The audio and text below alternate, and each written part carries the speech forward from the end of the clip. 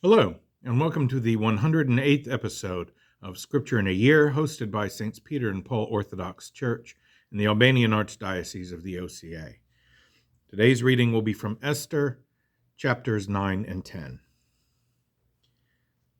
Now in the 12th month, on the 13th day of the month of Adar, the decree written by the king arrived.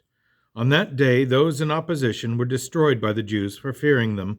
No one resisted. For the leaders of the satraps, the sovereigns, and the royal scribes honored the Jews, and the fear of Mordecai weighed on them. For the order of the king had come down that Mordecai should be acknowledged throughout the kingdom. And in the city of Susa, the Jews killed 500 men. These included Parshandatha, Dalphon, Aspatha, Poratha, Adaliah, Aridatha, Parmashta, Arisai, Aridai, and Vajazatha, the 10 sons of Haman, the son of Hamadatha, the enemy of the Jews. They ravaged them.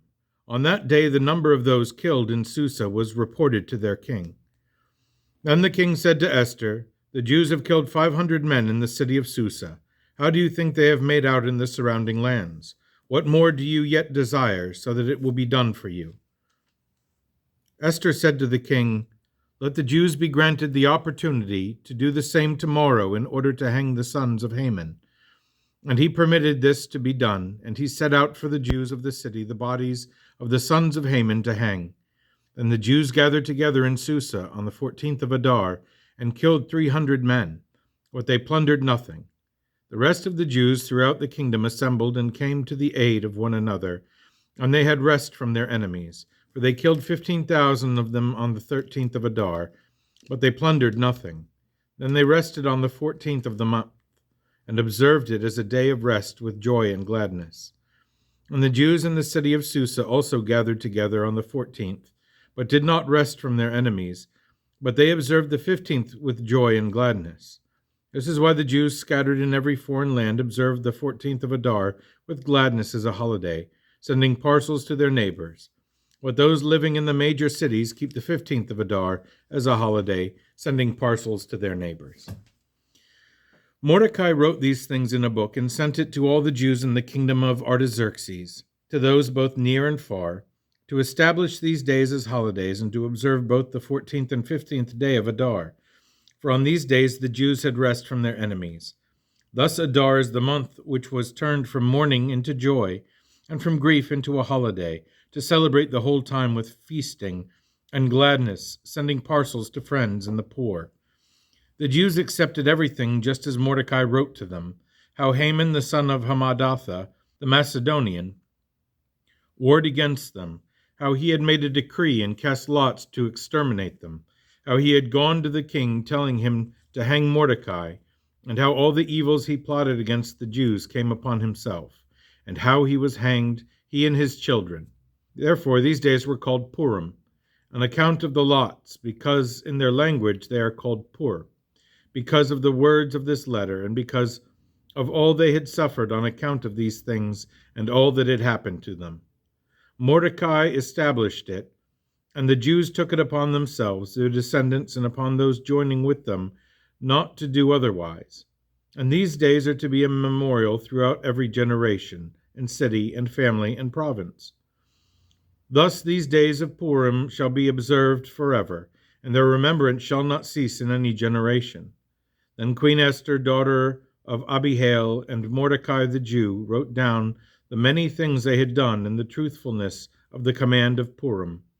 And Mordecai and Queen Esther established it for themselves, establishing it at that time according to their soundness of mind and their purpose. Esther established it by a command forever, and it was written for a memorial. And the king levied tribute upon his kingdom, both by land and sea, and his power and valor, the riches and the glory of his kingdom. Behold, they are written in the book of the kings of Persia and Media for a memorial. And Mordecai was next to King Artaxerxes, and he was great in the kingdom and honored by the Jews. And being beloved, he set forth in detail the way of life to all his people.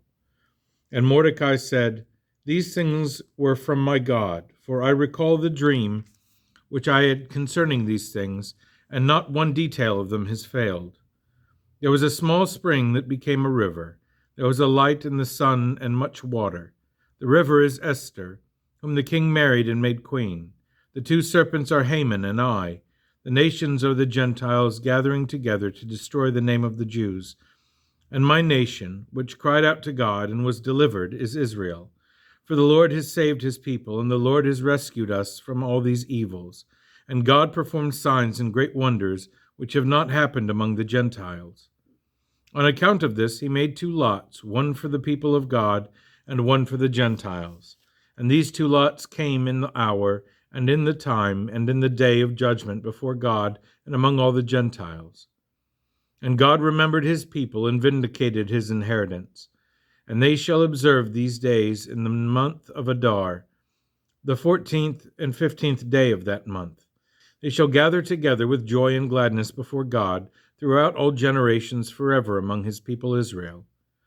In the 4th year of the reign of Ptolemy and Cleopatra, Dositheus, who said that he was a priest and a Levite, and Ptolemy his son, brought in the letter of Purim, which they declared existed, and that Lysimachus, the son of Ptolemy, who was in Jerusalem, had translated it. Here ends the reading for today.